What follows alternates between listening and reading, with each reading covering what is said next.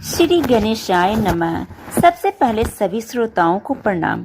आज हम सुनने जा रहे हैं आश्विन मास की कृष्ण पक्ष की एकादशी, जिसे इंदिरा एकादशी कहा जाता है। एकादशी की प्रातःकाल ब्रह्म मुहूर्त में उठकर गंगा जल मिश्रित जल से स्नान करना चाहिए। फिर भगवान विष्णु की मूर्ति अथवा चित्र के सामने स्वच्छ आसन पर बैठकर संकल्प करें, हे देव देवेश श्री हरि, मैं आज आपकी प्रसन्नता के लिए इंदिरा एकादशी का व्रत करता हूँ या करती हूँ। कृपा करके इस व्रत को सफल बनाइए और मेरे पितरों का उद्धार कीजिए। इसके बाद भगवान विष्णु को धूप दीप पुष्प तुलसी दल और नैवेद्य अर्पित करें। फिर धूप दीप के सामने बैठकर श्रद्धा से इंदिरा एकादशी व्रत कथा पढ़ें अथवा सुने। महिष्मतीपुरी में इंद्रसेन नामक एक धर्मात्मा और विष्णु भक्त राजा राज करते थे। वे अपनी प्रजा के साथ सुख पूर्वक जीवन व्यतीत कर रहे थे और प्रतिदिन भगवान विष्णु का भजन करते थे। एक दिन राजा अपने राजसभा में बैठे थे, तभी आकाशवाणी हुई। आकाशवाणी से आवाज आई, हे राजन, मैं यमराज का दूत हूँ।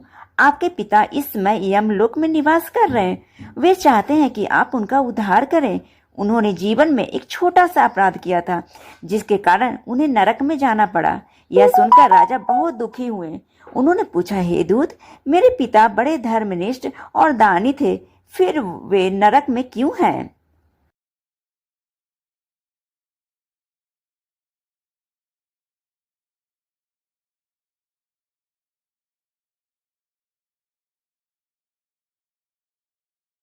इंदिरा एकादशी के दिन भगवान विष्णु और माता तुलसी की पूजा करने से जीवन के पाप मिटते हैं और घर में सुख समृद्धि आती है। यदि इस दिन तुलसी से जुड़े कुछ खास उपाय किए जाएं, तो जीवन में सुख समृद्धि और अच्छे स्वास्थ्य और धन की वृद्धि होती है।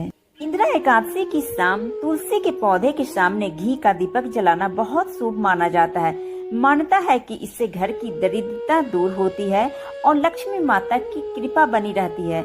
जब दीपक तुलसी के पास जलता है तो उससे निकलने वाली ऊर्जा घर के वातावरण को बिल्कुल पवित्र कर देती है।